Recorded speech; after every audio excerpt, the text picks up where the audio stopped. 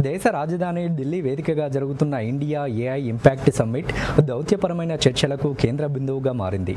ఈ సదస్సులో పాల్గొనేందుకు వచ్చిన వివిధ దేశాల అధినేతలతో ప్రధానమంత్రి నరేంద్ర మోదీ వరుస సమావేశాలు నిర్వహించారు. కృత్రిమ మేధ, రక్షణ, సాంకేతిక రంగాల్లో పరస్పర సహకారంపై ఈ సమావేశంలో కీలక చర్చలు జరిపారు. స్పెయిన్, ఫిన్లాండ్, సెర్బియా సహా పలు దేశాలతో ద్వైపాక్షిక సంబంధాలు మరింత బలోపేతం చేసే దిశగా ఈ చర్చలు కొనసాగాయి. మరిన్ని వివరాలు. హౌస్లో స్పెయిన్ అధ్యక్షుడు ఫెడ్రో సాంచెజ్తో ప్రధానమంత్రి నరేంద్ర మోదీ సమావేశమయ్యారు. రెండు దేశాల మధ్య వాణిజ్యం, డిజిటల్ ఆవిష్కరణలు, రక్షణ, భద్రత వంటి కీలక అంశాలపై లోతైన చర్చలు జరిపారు. భారత్ యూరోపియన్ యూనియన్ స్వేచ్ఛా వాణిజ్య ఒప్పందంపై స్పెయిన్ ఇస్తున్న మద్దతును ప్రధానమంత్రి ఈ సందర్భంగా అభినందించారు. ఈ ఏడాదిని భారత్ స్పెయిన్ సంస్కృతి, పర్యాటక, ఏఐ సంవత్సరంగా జరుపుకోవాలని ఇరు దేశాలు నిర్ణయించాయి. దీనివల్ల రెండు దేశాల మధ్య బంధం మరింత పటిష్టమవుతుందని ప్రధాని ఆకాంక్షించారు.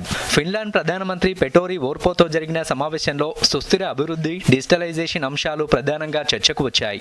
ఏఐ పరిశోధనల్లో ఫిన్లాండ్ కృషిని ప్రధాని మోదీ ప్రశంసించారు. ఇరు దేశాల మధ్య వాణిజ్యాన్ని రెట్టింపు చేయడమే లక్ష్యమని ఈ సందర్భంగా వెల్లడించారు. 6G సాంకేతికత, స్వచ్ఛ ఇంధనం, బయో ఇంధనం వంటి భవిష్యత్తు అవసరాలపై రెండు దేశాలు కలిసి పనిచేయాలని నిర్ణయించాయి.